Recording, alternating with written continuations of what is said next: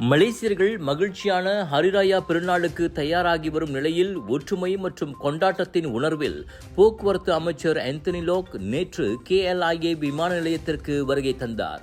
பாத்தேக் ஏரின் OD79-8 விமானத்தின் மூலம் சபாவின் Tawau நகருக்கு புறப்படும் பயணிகளை அவர் வழியனுப்பி வைத்தார்.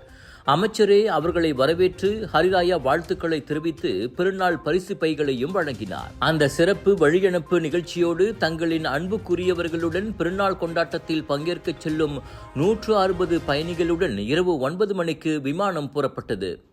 அந்த நிகழ்ச்சியில் கலந்து கொண்ட பாத்தேக் ஏர் நிறுவனத்தின் தலைமை நிர்வாக அதிகாரி டத்து சந்திரன் ராமமூர்த்தி பண்டிகை காலத்தில் தடையற்ற பயணத்தை எளிதாக்குவதில் விமான நிறுவனத்தின் கடப்பாட்டை மறு உறுதிப்படுத்தினார். இந்த நோன்பு பெருநாள் காலத்தில் பாத்தேக் ஏர் தனது விமான பயணங்களை கணிசமாக அதிகரித்துள்ளது. குறிப்பாக முக்கிய உள்நாட்டு வழித்தடங்களில் கொண்டாட்டங்களுக்கான வீடு திரும்பும் பயணிகளுக்கு கூடுதல் பயண தேர்வுகளை வழங்குவதாக அவர் சொன்னார். கோலாலம்பூர் தாவா வழித்தடத்தை எடுத்துக்கொண்டாலே விமான சேவைகள் இரட்டிப்பாகி ராயாவுக்கு முந்தைய வாரத்தில் 2700க்கும் மேற்பட்ட பயணிகளை கொண்டு சென்றுள்ளோம்.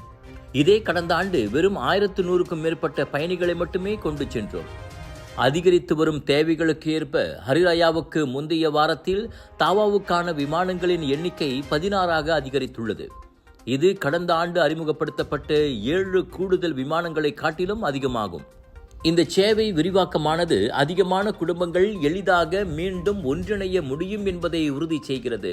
பண்டிகை காலத்தில் இணைப்பை மேம்படுத்துவதற்கான பாத்தேக் ஏர் நிறுவனத்தின் கடப்பாட்டையும் இது வலுப்படுத்துவதாக அவர் சொன்னார். பண்டிகை கால சிறப்பு முன்னெடுப்பாக பாத்தேக் ஏர் சரவாக்கிற்கு வெறும் 319 ரிங்கிட், சபாவிற்கு 379 ரிங்கிட் என்ற கட்டணத்தில் ஒரு வழி பயண சேவையை வழங்குகிறது. KLIA மற்றும் சுபாங்கில் உள்ள சுல்தான் அப்துல் அசீஸ் ஷா விமான நிலையம் ஆகிய இரண்டிலிருந்தும் விமானங்கள் இயக்கப்படுகின்றன.